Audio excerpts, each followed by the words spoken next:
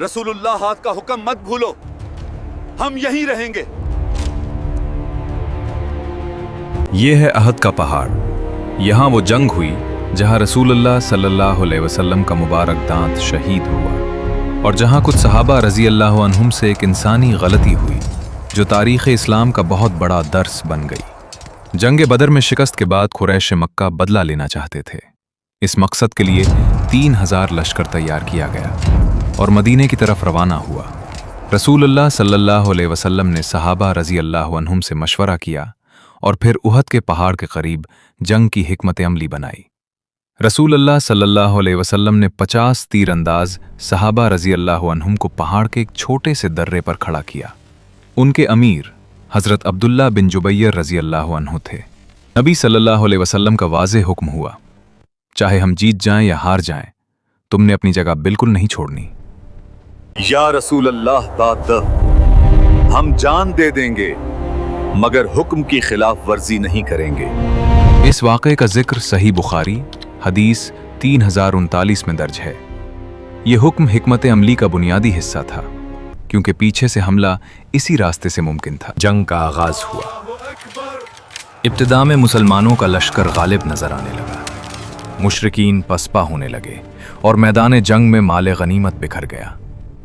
यही वो लम्हा था जहां से असल इम्तिहान शुरू हुआ। ये एक निहायत नाजुक घड़ी थी। कुछ तीरंदाज सहाबा रजी अल्लाह अन्हुम ने आपस में कहा, लगता है जंग खत्म हो गई है, चलो हम भी नीचे चलते हैं। मगर हजरत अब्दुल्ला बिन जुबैर रजी अल्लाह अन्हु ने सख्ती से रोका और फरमाया, नहीं, रसूलुल्लाह का हुक्म मत भूलो, हम यहीं रहेंगे। लेकिन अफसोस, अक्सर सहाबा रजी अल्लाह अन्हुम अपनी जगह छोड़कर नीचे उतर गए और सिर्फ चंद ही अपने मकाम पर साबित कदम रहे। इसी मौके से फायदा उठाते हुए खालिद बिन वलीद ने, जो उस वक्त तक इस्लाम कबूल नहीं कर चुके थे, पीछे से अचानक हमला कर दिया। रास्ता खाली है, अब हमला करो। मुसलमान लश्कर घिर गया, जंग का पांसा पलट गया और मैदान में शदीद अफरा तफरी मच गई।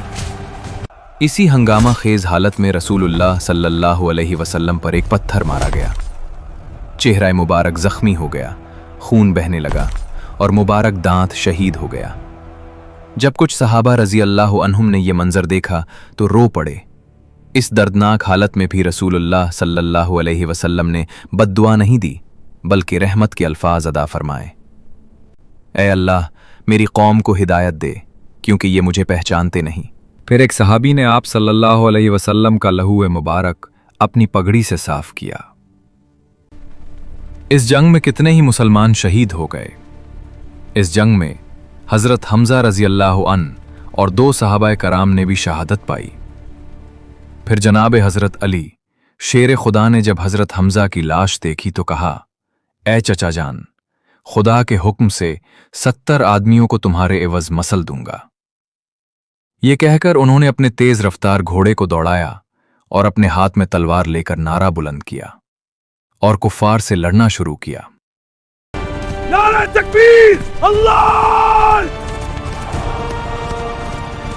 उस वक्त मोहम्मद सल्लल्लाहु अलैहि वसल्लम के घोड़े की बाग हजरत अब्बास पकड़े हुए थे कि फौरन जिब्राईल अलैहिस्सलाम नाजिल हुए और उन्होंने आते ही कहा, या रसूल अल्लाह, फरिश्ते आपकी मदद को आ गए हैं।